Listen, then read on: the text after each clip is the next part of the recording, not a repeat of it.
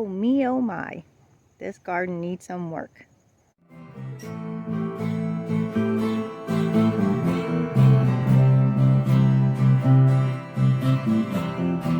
Hi everyone, welcome to another very late episode of The Latest Garden. I took quite a few months off, well not quite a few, I think the last post was in July and we were doing a bench project.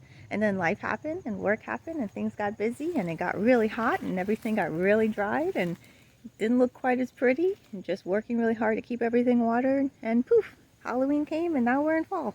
And this is what our backyard looks like in a fall. I've never allowed it to get this leafy, but today's cleanup. So I'll try to document as a cleanup. I'm not the one to set the camera up and let everyone watch me work, but I will show you a before. Right now, you can't even see the ground. And during the high heat of summer, it was just dirt on the ground because all the grass, remember all the grass that I had along this area, all dried up. Didn't even look like grass anymore. It was just little dirt patches. However, the beautiful thing was that the boxwoods came back and they look awesome and I'm really excited about that. The vegetables, turns out a little chipmunk was jumping up onto the tomatoes and eating them and he had his fun. And then we picked the rest of the tomatoes and then that was for that. And what's in here now is Autumn Joy sedum that I picked from the Autumn Joy plant, of course, and just popped them in there to give some color. But we're going to clean up and then after we'll go back and review and we'll show you what the garden looks like all cleaned. I do have to point out this area here. This is just interesting to me. These are impatiens. Both got the same amount of water, both got the same amount of food, but the impatiens that are smaller actually are in more shade. The impatiens that just are humongous, and it's 2 in there, actually get more sun. So that's interesting, isn't it? And impatiens are supposed to like, the shady area. However, it's going to get cleaned up today, and that's the Autumn Joy sedum that I took the flowers from. But we'll be back soon, and then we'll show you the after job. Bye. So this is kind of our cleanup method. I come in with the blower, the leaf blower, and I blow as many as the leaves out of the garden beds as I can. My husband mulches it up with the lawnmower, and then my boys, thank you boys, I leave piles that I can't get out in the garden beds, and then after they'll come and they'll bag it up and then we put it on the curb, or I try to recycle some of it and use in garden beds that have not enough mulch, because all this blowing, I do blow a lot of the mulch out. But we're coming along. We're coming along. Okay, we'll see you in a little bit. Bye.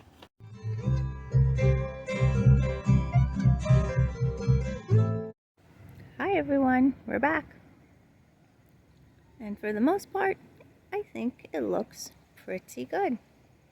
All the detail work, like cleaning out the hostas and the leaves that kind of remained in there, I'll go back in with the blower and the rake and kind of neaten everything up. Those are the last 2 bags, but the boys, they helped me out a lot with just tidying up in here. And then we'll go through and maybe we'll give a little tour of things that I want to finish up before it gets too cold. Okay, bye. So, these are all the acorns that fell from the trees into this little garden. And I'm pretty sure because of the leaves being packed on top, it really made it easy for these acorns to start to basically root themselves into the garden. Check that out. I mean, look at that root. So now I have the task of going through and picking these little guys out of here, because we certainly don't want a tree growing in our little vegetable container patch. Let's see. Look at that. I mean, really. If only grass would grow like this. Okay. Garden chore day. Okay. So here's the vegetable container garden. I picked out, hand-picked, mind you, as many as acorns as I could get out of there. Yeah, it looks pretty neat. And unfortunately, all the grass died, as I said, and I'm sure you guys felt the heat this summer as well. It just, with all the watering, I was trying to keep up with it, and I just couldn't. I lost. But the boxwoods won, so we'll take that. And I still have one herb there. I think that was, let's see, I think it was oregano. I can't even read it. Italian oregano. Still looking pretty nice. Smells delicious. And then on this side, let's see, it was the Greek oregano. And she's still looking pretty as well. So, I guess I can probably reseed. I mean, it's pretty nice. It's been pretty nice last couple of weeks, but you know how it is. It always gets kind of warm, and then we dip down to true fall-esque, winter-esque, coming soon weather. So we'll see if I even try to reseed again. And I guess I won't use the seed that I originally had. I'll try to find something else just to see how it can hold up to the heat. Yeah, but that's about it.